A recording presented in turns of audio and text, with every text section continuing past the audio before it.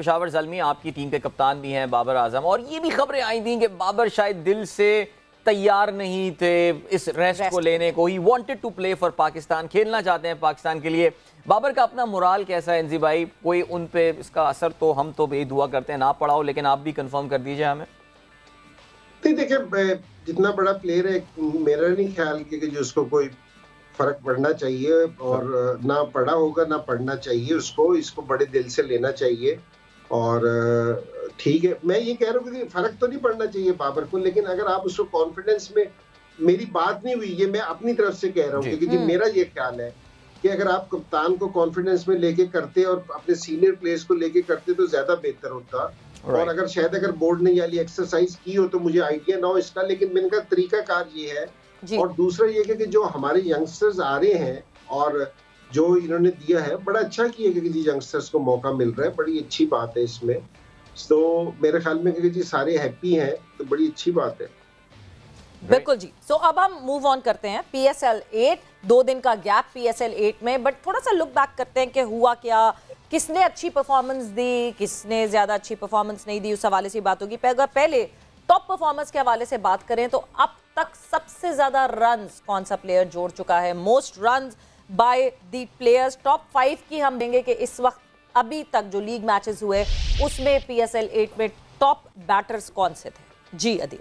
हाँ जी बिल्कुल, PSL 8 में अब तक of course not a big surprise there, Rizwan is leading this list. 10 matches में 483 रन बनाए हैं, highest of 110 and average of 60.37, I mean which is extraordinary for an opening batsman of course.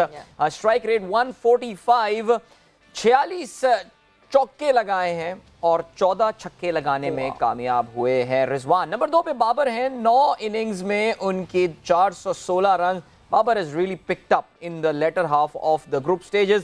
52 की average, 146.47 की strike rate. सो improvement यहां पर भी बाबर ने show की है।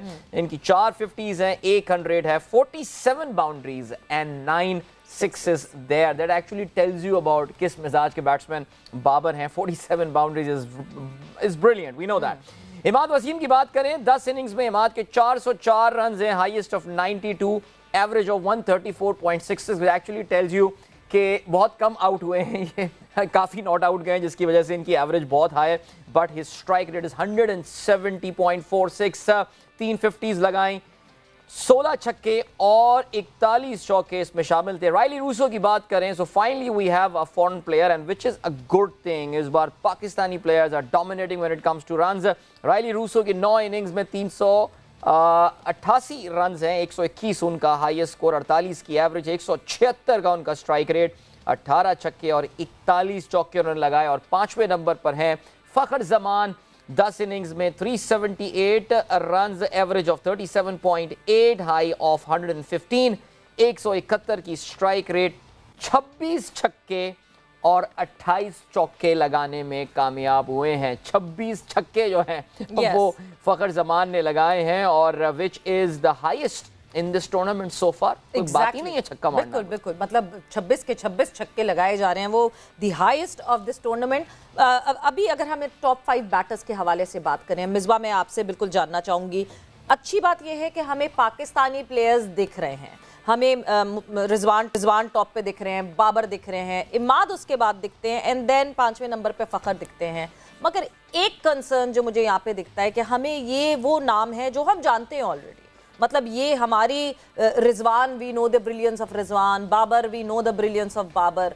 जो हम अपनी यंगर लॉट की बात कर रहे हैं, इधर वो तेज स्ट्राइक रेट से खेल रहे थे कि वो इतने रन्स नहीं जोड़ सके कि वो मोस्ट रन्स में दिख रहे हों। क्या क्या रीजन आपको दिखती है? मतलब मैं तो सिर्फ ये रीजन फिगर आउट कर पाती हूँ। बात ठीक है आपकी, क्योंकि ये एक्सपीरियंस प्लेयर है। और आप देखेंगे पिछली 2-3 पे बाबर तो राइट फ्रॉम द पहला एक सीजन, उसके बाद से अगर देखें तो कंसिस्टेंट रन स्कोरर है। और वो ऐसा बैट्समैन है कि वो जिस तरीके से खेलता है, कंसिस्टेंसी इज द की। उसकी इंटरनेशनल क्रिकेट में भी एवरेज सबके सामने है। फिर Rizwan from the last couple of years वो जिस तरीके से परफॉर्म कर रहा है, ऑब्वियसली उसको पता है कि अपनी गेम का। Fakhar is there but rest time Imad that's a very good sign. जिस तरीके से उसने परफॉर्म किया और उस नंबर पे इतने रन्स करना और कंसिस्टेंटली करना और इतनी एवरेज और हाई स्ट्राइक रेट के साथ, दैट इज अमेजिंग। हाँ, अफसोस जरूर होता है इस चीज में कि आप सिर्फ स्ट्राइक रेट ही सब कुछ नहीं है, कंसिस्टेंसी भी कहीं ना कहीं बहुत इम्पोर्टेंट है। तो जैसे सैम है या हम हारिस को रेट कर रहे हैं, तो कहीं ना कहीं इनको भी जो है ना उसमें कंसिस्टेंसी की जरूरत है और बेहतरी लाने की जरूरत है। आजम की जहां तक बात है, वो जिस नंबर पे खेलता है वो नंबर ऐसा है कि वहां पे आप उतने रन नहीं कर सकते कि जितने ये टॉप 5 टॉप 3 के प्लेयर्स करते हैं। बट आई थिंक उसका जो सीजन है, इम्पैक्ट है इस दफा पीएसएल में, जो पाकिस्तान को जरूरत भी है। Pakistan is struggling. आपका लोअर मिडिल ऑर्डर है या मिडिल ऑर्डर है, वहां पे ही हमें मसले आ रहे हैं पिछले 2-3 सालों में। तो आजम और इमाद की जो परफॉर्मेंसेस हैं, जो इम्पैक्ट है, दैट इज मोर देन आप कहेंगे गुड। क्योंकि इस नंबर पे रन्स करना ठीक है, उतने रन्स आप कभी भी नहीं करेंगे कि 400 या टॉप स्कोरर बन जाएं। आपके पास अपॉर्चुनिटीज उतने नहीं होते, ओवर कम मिलते हैं आपको। बट इम्पैक्ट उनका जो आया वो बड़ा ही पाकिस्तान के लिए जो है वो एक अच्छी खबर है। और आई थिंक पाकिस्तान के लिए भी वो ये अगर करेंगे तो पाकिस्तान और ज्यादा बेहतर अंदाज में मैचेस जीतेगा और ज्यादा मैचेस जीतेगा। बिल्कुल। ओके, ज़रा इमाम आपका भी इनपुट लेते हैं। ज़ाहिर है अगर हम इस बैटिंग परफॉर्मेंस के हवाले से अब तक, लेकिन मैं देखिए ये तो टॉप के प्लेयर्स हो गए, बट अगर मैं आपसे आपकी ज़ाती पसंदीदगी का पूछूं, किस प्लेयर ने आपको वाकई सही मानों में मुतासिर किया? He doesn't need to be among the top 5, लेकिन व्हिच इज योर टॉप। मैं बोलूं ना यार, मैं I actually tune in the match to watch this guy bat. वो कौन सा बैट्समैन आपके लिए था इमाम? देखिए 2-3 बैट्समैन थे कि क्या था कि मुझे स्पेशली इमाद वसीम की बहुत खुशी है, क्योंकि वो जिस तरह पिछले 1.5 से 2 साल से जो था टीम से बाहर था, और जिस तरह मिसबा भाई ने बात की कि जिस नंबर पे वो खेलते हैं वहाँ पे इस एवरेज और इस स्ट्राइक रेट के साथ खेलना है, ये कोई आसान काम नहीं है। It's a very difficult thing.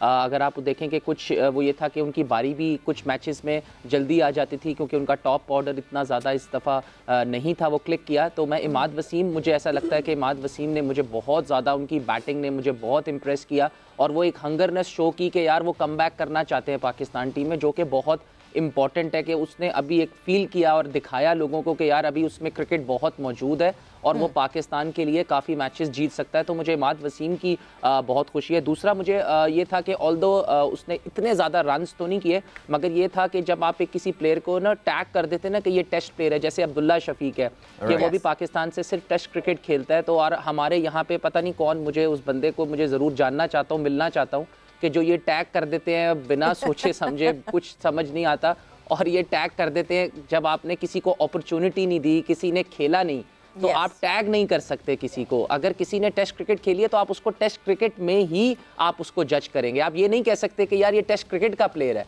आप ये कह सकते हो कि यार इसको इम्प्रूवमेंट चाहिए, कि यार ये ओडीआई और T20 खेलने के लिए इसको अभी इम्प्रूवमेंट चाहिए। लेकिन अगर आप किसी को ये कहोगे कि यार ये टेस्ट क्रिकेट ही खेले बस, तो वो मुझे बात से मैं ज़्यादा एग्री नहीं करता। तो अब्दुल्ला शफीक के लिए मैं बहुत खुश हूँ, ऑल्दो उन्होंने अभी तक 1-2 इनिंग्स ही खेली हैं, लेकिन जिस तरह उनका इम्पैक्ट था गेम का और गेम अवेयरनेस थी और जिस तरह के वो शॉट्स खेल रहे थे, तो बहुत खूबसूरत और मुझे पर्सनली बहुत अच्छा लगा। लेकिन मिसबा भाई वाली बात की, अगर थोड़ा सा आप अगर इस 5 लिस्ट में देखेंगे तो जो प्लेयर्स इस दफ़ा पाकिस्तान टीम में सेलेक्ट हुए हैं, ओपनर्स की बात करूंगा मैं या नंबर 3 की बात करूंगा, जैसे आजम खान तो नीचे खेलते हैं तो वो बहुत मुश्किल है कि वो टॉप 5 में आएंगे, लेकिन शान हो गया, तैयब ताहिर, अब्दुल्ला शफीक और साइम, इनको भी मैं इस लिस्ट में देखना चाहता हूँ, क्योंकि वो पाकिस्तान टीम में सेलेक्ट हुए। तो मेरे लिए सरप्राइजिंग मुझे था कि कोई ना एक प्लेयर साइम या वो हारिस वो इस लिस्ट में होंगे, लेकिन अभी आपने दिखाई तो इस लिस्ट में मुझे वो नज़र नहीं आए। तो ये ज़रूर है कि इसमें साथ आपकी कंसिस्टेंसी भी बहुत इंपॉर्टेंट है, कि आपको टॉप 5 में ज़रूर होना चाहिए टू मेक मोर इम्पैक्ट कि जब आपने इंटरनेशनल में जाओ तो आपके पीछे लंबी लंबी इनिंग्स होती हैं, एक दो इनिंग्स ठीक है, अच्छा है आपके लिए, लेकिन आप पाकिस्तान जब आप इंटरनेशनल खेलने जाओगे तो वहाँ पे डिफरेंट एनवायरनमेंट, डिफरेंट एटमॉस्फेयर और प्रेशर डिफरेंट होगा, तो आपको ज़्यादा आपकी परफॉर्मेंसेस बैक होनी चाहिए कि आपको ये रिजवान और बाबर को भी आपको टफ टाइम देना चाहिए। तो मैं उन 5 प्लेयर्स को भी मैं देखना चाहूँगा कि वो इस एंड ऑफ द टूर्नामेंट किसी ना किसी तरह आए।